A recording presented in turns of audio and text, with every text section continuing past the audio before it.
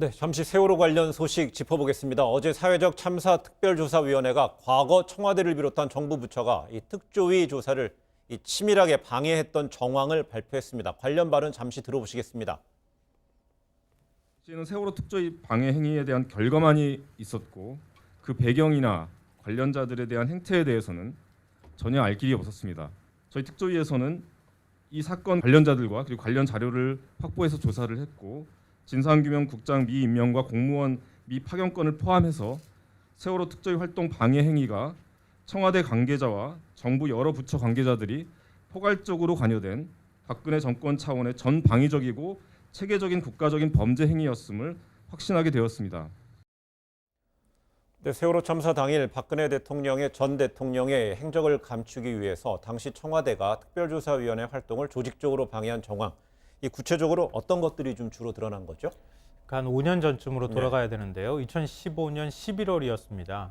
당시에 박근혜 대통령의 7시간 의혹이 계속 제기가 되고 있었던 상황이었거든요. 그러니까 세월호 특조위에서 이걸 안건으로 다룰 것인지 말 것인지 이제 논의가 시작되는 시점이었어요. 근데 그때 이병기 당시 대통령 비서실장이 안건 수석 비서관 회의에서 안건으로 다루게 하지 못하도록 해라라고 지시를 했고요. 그리고 특조위 진상규명국장이라고 해서 특조위에서 굉장히 중요한 위치를 차지하고 있는 일종의 공무원이 파견되는 자리라고도 볼 수 있는데요. 그 국장을 임명하지 못하도록 막습니다. 그리고 난 다음에 특조위에서 그래도 7시간 의혹은 안건으로 다루는 것이 좋겠다 이렇게 최종 판단을 내리니까 이번에는 아예 공무원 파견을 못하도록 합니다. 그러니까 아시다시피 이런 진상규명이나 이런 것들을 담당하고 있는 위원회에 공무원들이 함께 해수부 공무원들이 가서 함께 그 위원회를 구성하고 조사 활동에 참여를 또 해줘야 되거든요.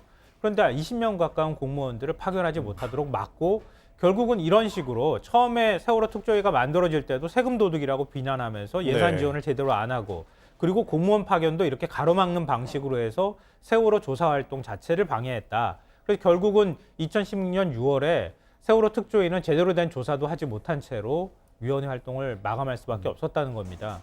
그러니까 그동안에 이제 얘기가 많이 나왔던 세월호 특조위 조사 활동 방해 행위가 구체적으로 정황이 확인이 돼서 지금 이제 2기 특조위가 구성이 된 상황이지 않습니까? 당시에 조사 방해 행위에 조직적으로 가담했던 공무원을 비롯한 사람들 한 19명을 고발 조치하겠다 이렇게 밝혔습니다. 근데 검찰의 세월호 참사 특별수사단 강제 수사에 나섰죠?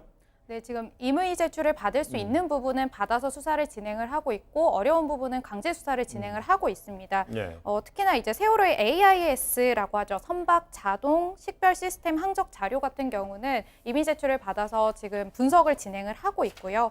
그밖에 이제 세종시의 특별기록관을 압수수색을 해서 당시에 조사 방해가 있었는지 그리고 유가족 사찰 의혹에 대해서 확인을 하고 있는 그런 상황입니다. 그밖에 이제 뭐 평론가님께서 말씀해주신 내용처럼 예산을 막았는지 그리고 인사 관련해서 인력을 파견을 고의적으로 하지 않았는지 관련해서는 당연히 뭐 담당 부서인 기획재정부와 행정안전부에 대한 조사가 필요하지 않습니까? 그래서 이제 해당 부서는 사실 규정상 임의 제출은 좀 어렵습니다. 이제 내부 문건에 대해서 공무원들이 자신들이 임의 제출을 하기는 어렵기 때문에 현재 압수수색 영장을 발부받아서 자료를 확보 중이라고 합니다. 예, 두 분과 이야기 여기까지 나누겠습니다. 고맙습니다. 예.